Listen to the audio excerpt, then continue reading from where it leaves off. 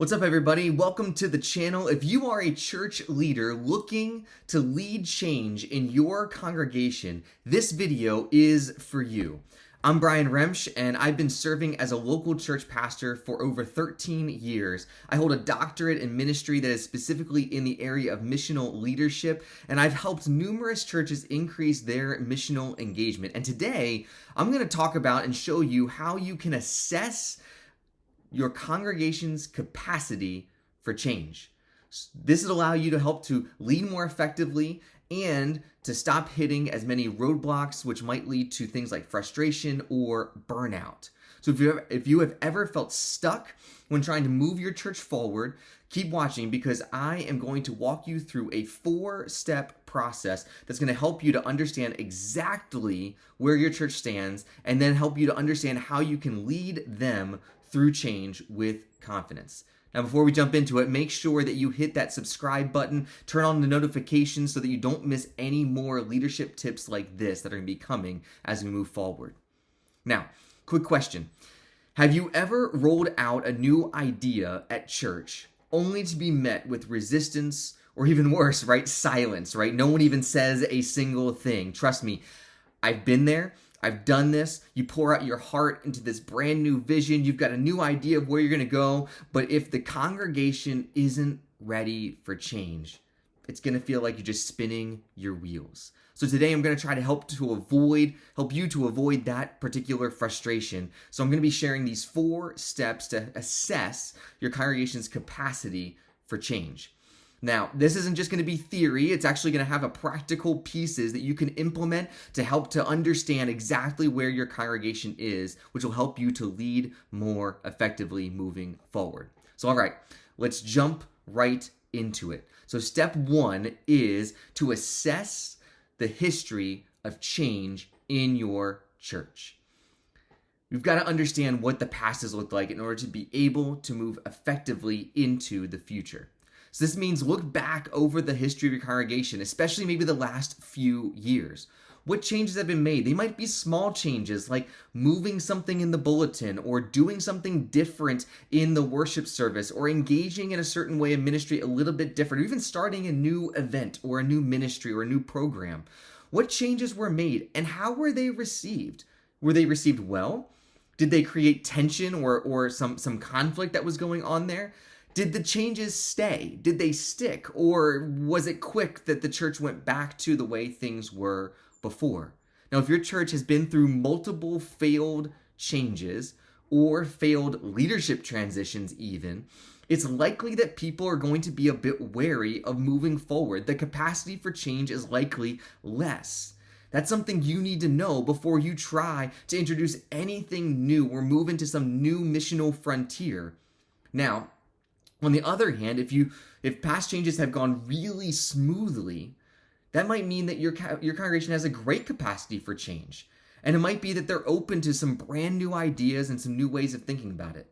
So kind of think about it like this, maybe. Like, you can't steer a ship until you kind of know what the waters look like. And this is taking time to understand the church's history, is to understand what the waters look like, so you can understand what the history of the church's engagement with change has looked like. What worked, what didn't, so we can know how we can move forward. Step 2 is about talking to your key leaders. These are your staff, maybe, or the elders of your church, maybe your church board, key volunteers that you have. If you're in a small church, it might even not even be someone with a formalized position, but there's always that family or two that when they say something, everyone else follows, everyone else gets in lockstep. Those are the people who have the influence in the church. You need to take time to assess and to gauge their thoughts and their feelings about the church's readiness for change. This might mean you got to go grab some cups of coffee, right? Or have some lunch conversations. And you need to understand, are they aligned with the vision for the change that's moving forward? Are there hesitations? Where are there hesitations, and what's going on there? Remember, if your leadership team isn't fully on board and the leadership of the church isn't fully on board, it's going to be tough to have the congregation follow effectively. Your leaders often are reflective of the congregation's attitudes in whole. So these conversations are critical. And we need to be open to their feedback, right? They might know something or see something that we don't see. So we need to be humble enough to realize that they might point out stuff that is going to help us and help us to be able to, one, not fall into certain traps or pitfalls, but also might strengthen the changes that we might desire to bring moving forward into the future. Now, step 3, this is where things really start to get kind of more tactical, right? Is to experiment with small changes first. So often we go out and we've got this big vision, this big idea of all these things we want to do, right? This new ministry, these new things over here, and we go over this big stuff. But before you roll out the big vision or the big initiative, try something small.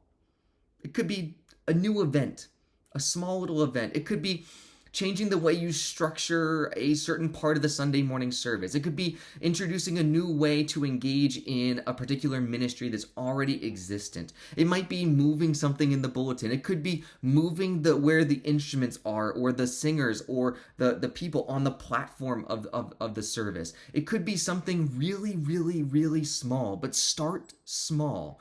Because when you start small, you can gauge how the congregation reacts on something that probably isn't going to make or break things in a big way.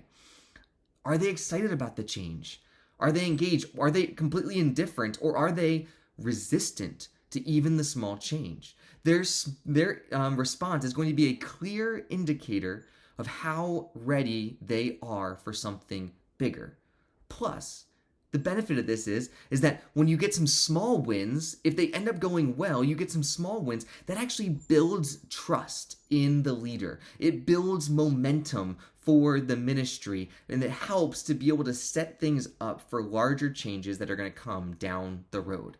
Think of it this way. It's like dipping your toe in the water when you go to the pool, right? You don't just jump in, you dip your toe in the water, see what it's like. You test the waters before you go and make the big splash. Now, finally, we have step 4, which is probably my favorite of the strategies. I've done this in my own ministry, and I've seen it done effectively in other ministries as well. And it's this: start on the edges. When you're leading change, you don't have to have everybody on board. There doesn't have to be something that the whole congregation does in a big way right from the get-go. You don't have to start in the center where the majority of the congregation is. Help them, guide them, nurture that center, but experiment on the edges. Begin with the outer edges, where your early adopters are, where maybe even some of the people who aren't really fully attached to your church are. Start in those places, because a lot of times those people are more naturally open to change. They might include some of the younger members of the congregation, maybe some newer attendees to the church, or maybe just those who tend to be a little bit more missionally minded. But here's why you want to do this. Because when people see others embracing change, and they see them begin to thrive, they see them start to see successes occur, they start to see vibrancy occur in the church, those that might have originally been more hesitant will be more likely to follow, because they see the results, they see the vibrancy, they see what's going on. Change spreads faster when it's been modeled by a few key people. So identify those people who are ready to lead the way, and then let them help to influence the rest of the congregation by starting some experimental changes on the edges of the congregation. So, all right, let's recap these 4 steps to assessing your congregation's capacity for change. First is to assess your church's history and with the change, and see whether there is a history of positive or negative reactions to change. 2 is to talk to key leaders and engage their readiness to move forward in a new direction. 3 is to experiment with some small changes to test the waters of where the congregation is and how they respond. And then 4 is to start on the edges of the congregation and start with those early adopters, those missionally minded people, those maybe newer or younger members of the congregation, and see some wins occur out on the edges there.